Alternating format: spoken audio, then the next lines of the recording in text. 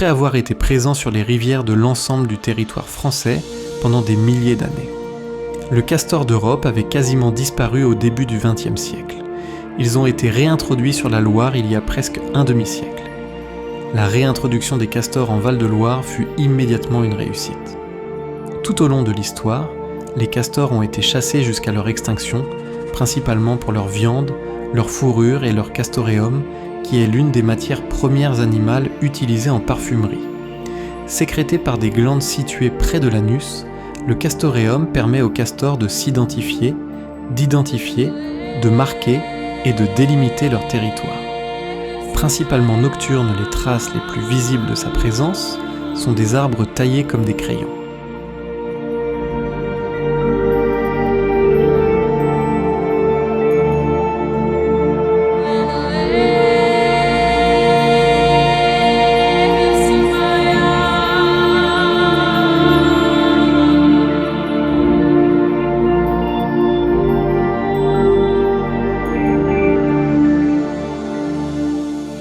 Le castor d'Europe est une espèce territoriale. Son territoire peut s'étendre environ à 3 km de rivière. C'est un animal sociable qui vit en groupes familiaux comptant entre 2 et 6 individus. Ces groupes se composent de 2 adultes, des jeunes de l'année et ceux de l'année précédente. Les jeunes castors restent avec leurs parents environ 2 ans avant de fonder leur propre famille. Ils vivent dans un terrier dont l'entrée sera sous l'eau.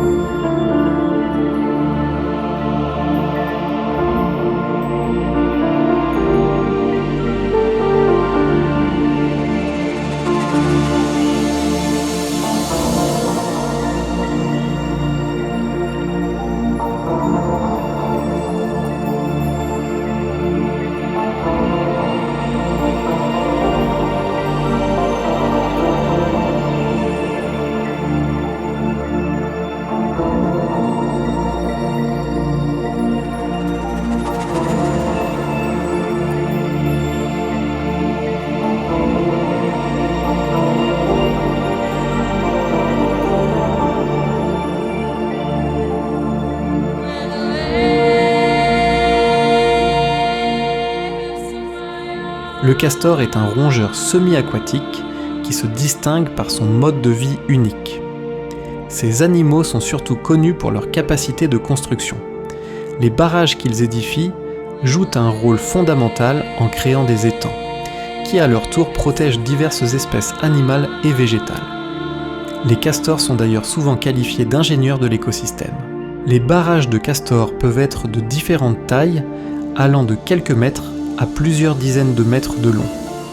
Ils commencent par déposer des pierres et des branches au fond de l'eau pour créer une base solide. Ils empilent ensuite des branches et des troncs. Les castors utilisent de la boue et des pierres pour combler les interstices, rendant le barrage plus étanche et plus solide.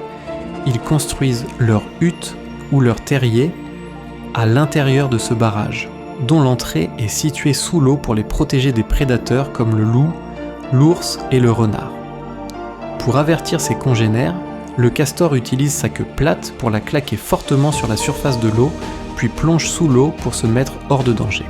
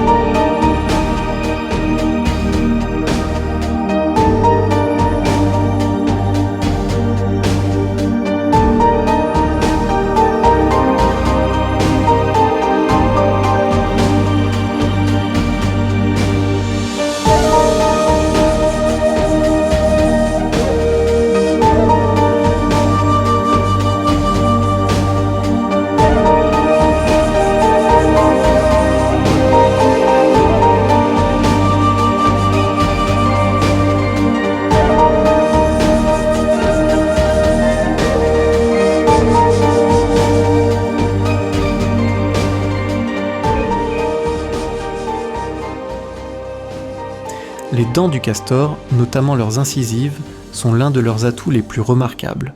Ces dents ne cessent de pousser, ce qui implique de ronger continuellement du bois. Ils sont capables d'abattre de jeunes arbustes ou de très gros arbres pour s'en nourrir ou en faire un matériau de construction. Leurs incisives particulièrement solides sont recouvertes d'un émail spécial qui leur confère une teinte orange due à la présence de fer. Au-delà de leurs incroyables dents, les castors ont développé une série d'adaptations physiques qui les aident à vivre dans un milieu aquatique. Leur fourrure dense et imperméable les protège du froid, les rendant capables de supporter des températures extrêmes. Des pattes arrière palmées, parfaites pour la natation. Une queue plate qui sert de gouvernail lors de la nage et de support lorsqu'ils se tiennent debout sur la terre ferme. La capacité de retenir leur souffle sous l'eau jusqu'à 15 minutes, facilitant la recherche de nourriture et la construction de barrages. Leurs yeux sont équipés d'une membrane nictitante, une troisième paupière qui les protège dans l'eau. Cette adaptation leur permet de voir clairement sous la surface tout en protégeant leurs yeux.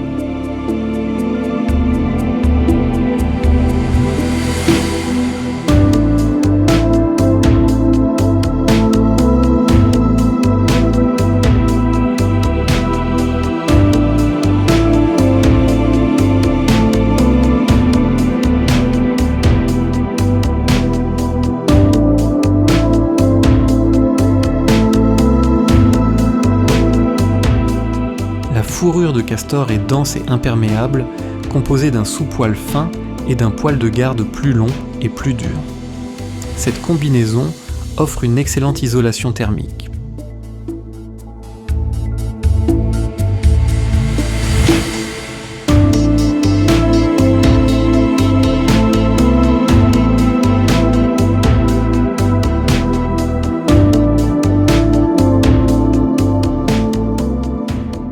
L'importance des jeux chez les jeunes dépasse largement le simple divertissement.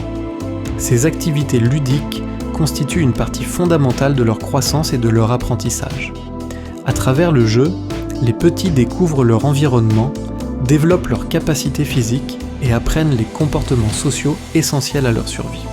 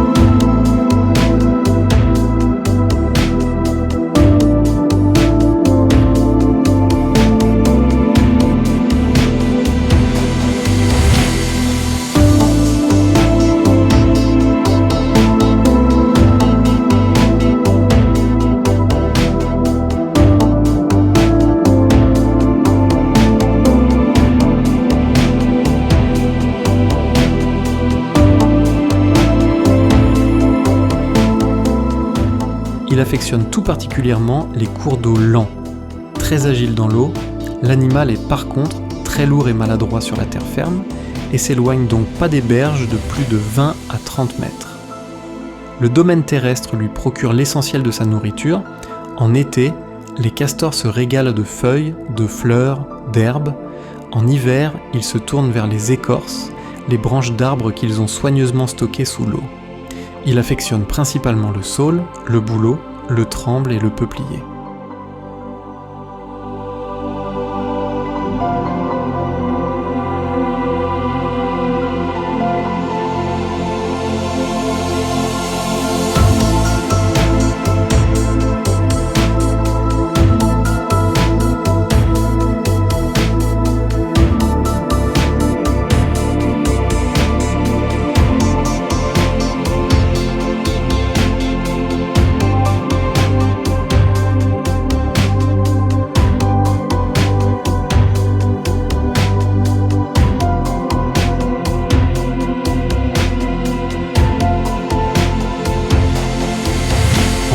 et juillet, il est possible de voir des castors, les nuits étant plus courtes à cette période, les jeunes de l'année sortent en fin de journée, les adultes sont beaucoup plus discrets et sortent beaucoup plus tard.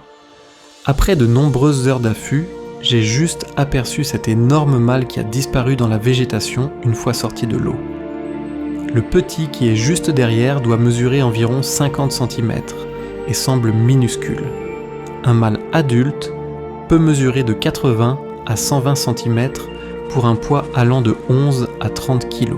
Frustré de ne pas avoir réussi à filmer dans de bonnes conditions ce mâle adulte, j'ai dû retourner dans mon affût pendant plusieurs jours de suite à attendre de longues heures.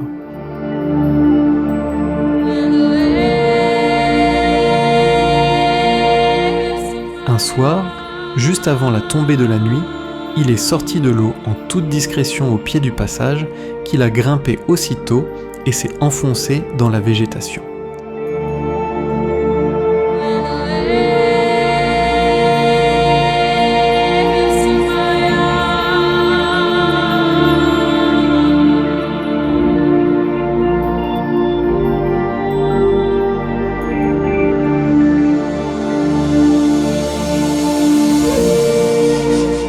Je le pensais parti, mais il est revenu avec de belles branches et des feuilles tendres pour le dîner du soir. Puis il a disparu dans les profondeurs de la rivière. C'est sur ces images que je vais laisser cette famille castor vivre leur vie. J'espère la retrouver l'année prochaine. Les petits auront sûrement bien grandi et une nouvelle génération devrait avoir vu le jour.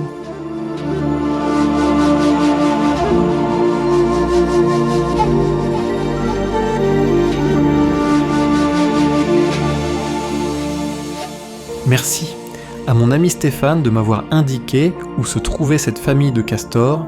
Sans ces précieuses informations, je n'aurais pas pu les rencontrer et tourner ce documentaire. Le castor reste un animal difficile à observer dans son milieu naturel.